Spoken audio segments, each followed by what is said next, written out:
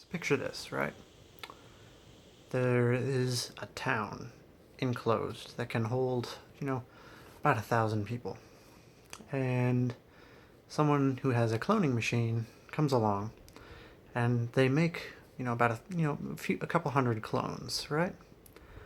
And they have two different types of outfits. And they give one kind of outfit to half the people, and they give the other kind of outfit to the other half the people. Like the basic template of the outfit. Now, some of them are different colors. Some of them have just like occasional buttons and things, and etc. The outfits aren't exactly the same, but they all follow one of two basic designs. But underneath the outfits, all the people are the same. So then he puts these 100 clones out in the town, and he tells them, anytime you want two of you, one wearing one kind of outfit, the other wearing the other kind of outfit, you can come back to me, and I will make another clone, and I will give it, you know, characteristics from each of your outfits, and then I'll send them out, and you can teach them about the town, and you can teach them about everybody else in there. You can teach them about what just everybody else. Get to know everybody, and you can all just sort of help each other out. And then, so there are some of the people, some of these clones in the town.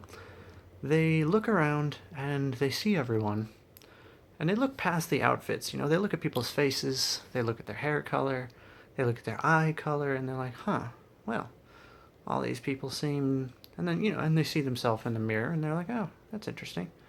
Everybody around here seems to look exactly the same as I do. That's interesting. We all do different stuff sometimes.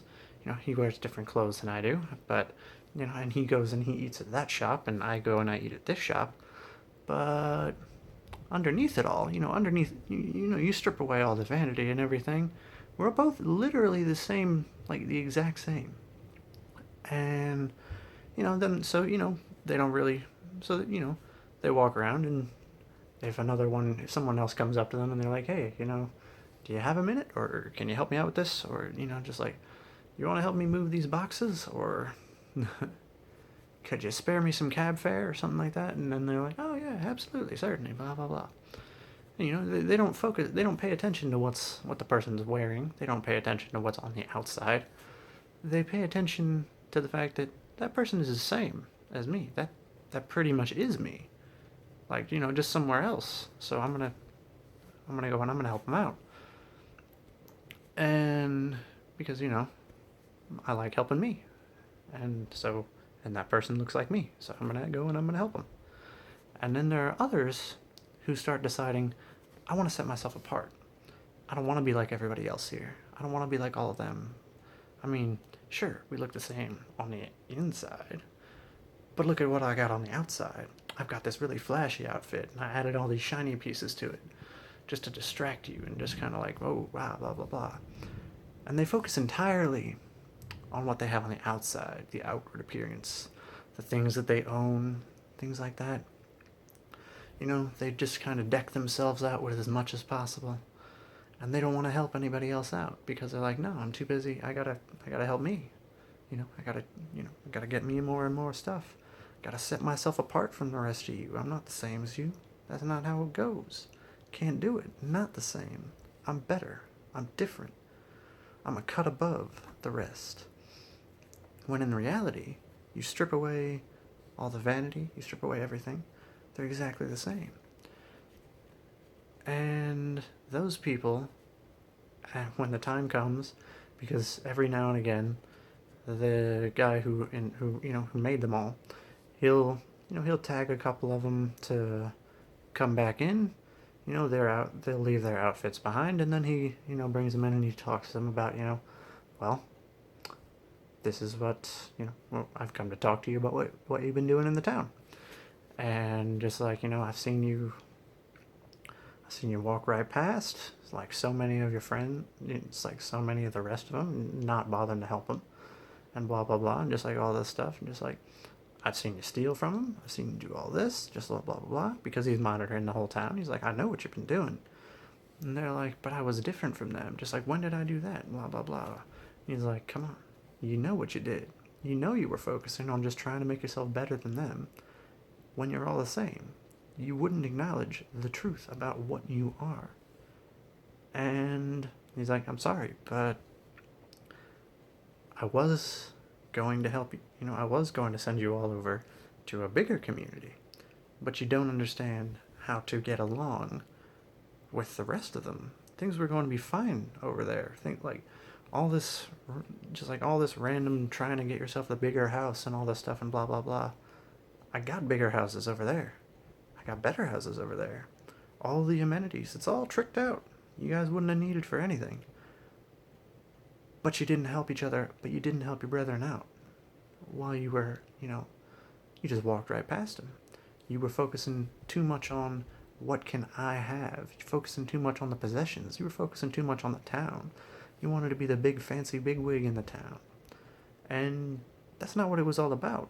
It was about those little moments, those little interactions between two individuals, or three individuals, or four individuals, that kind of thing. That was the point of it. To get to know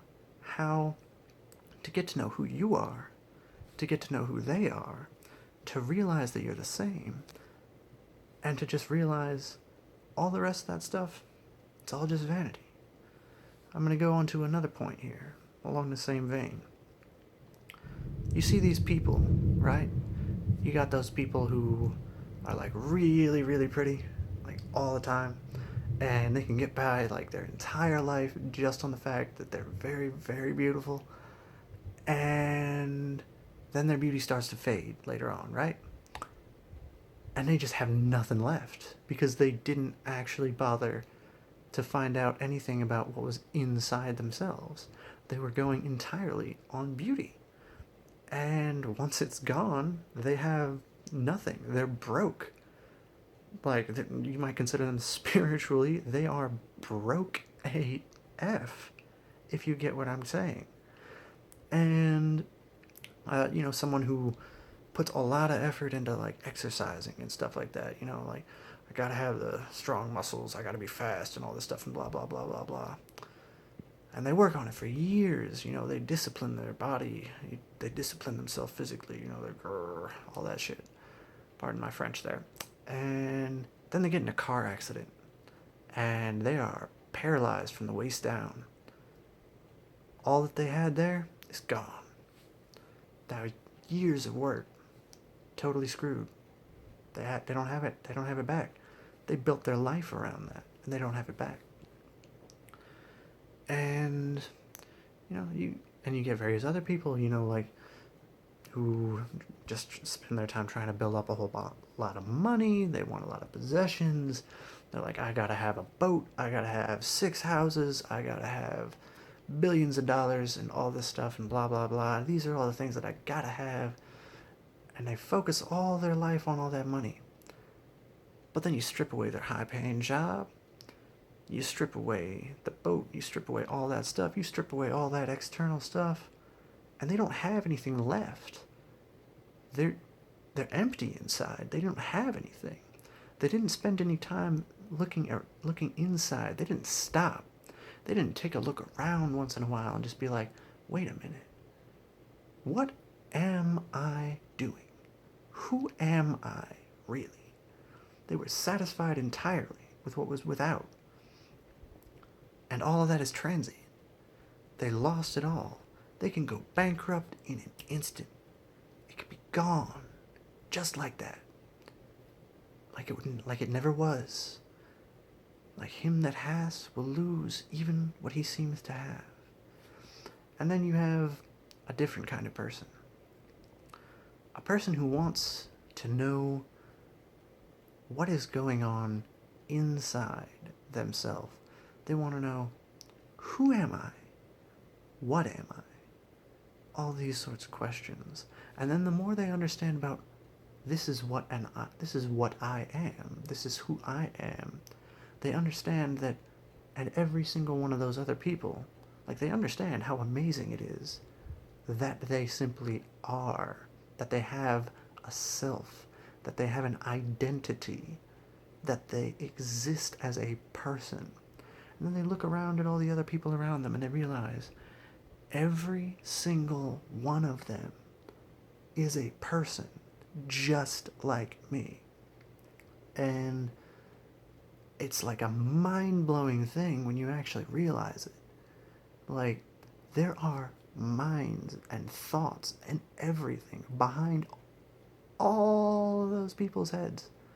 Inside all of those people's heads are things beyond human understanding.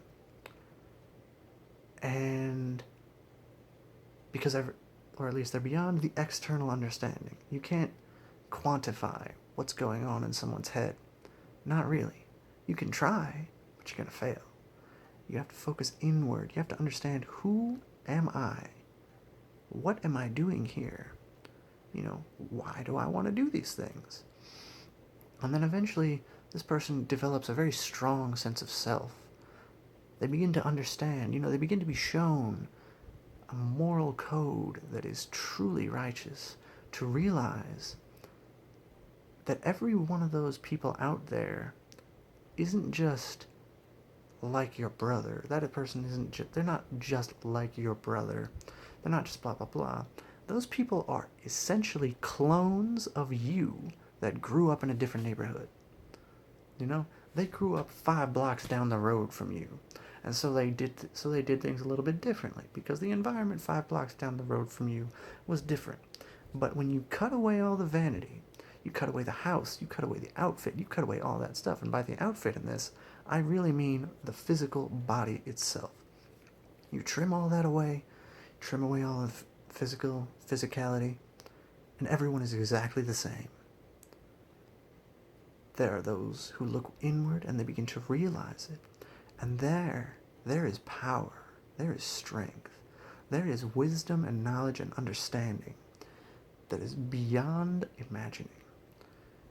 To realize that that person down the road getting the crap beat out of them, that might as well be me. I gotta go and stop that. I gotta go and help that person. And you think about, and you see this more and more.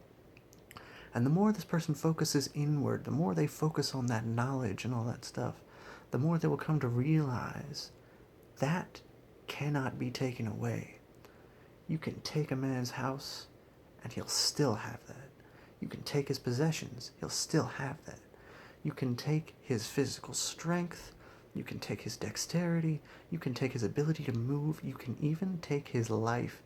But that, what you have in there, can never be taken away from you. It is unspoilable. It cannot be taken.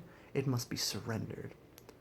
It must be given up on personally by the person who has it, to forget about what's going on inside their own heads, to forget about what they are, a person, a self, a soul, and to focus entirely on the physicality, all of which is proven and 100% known to be transient.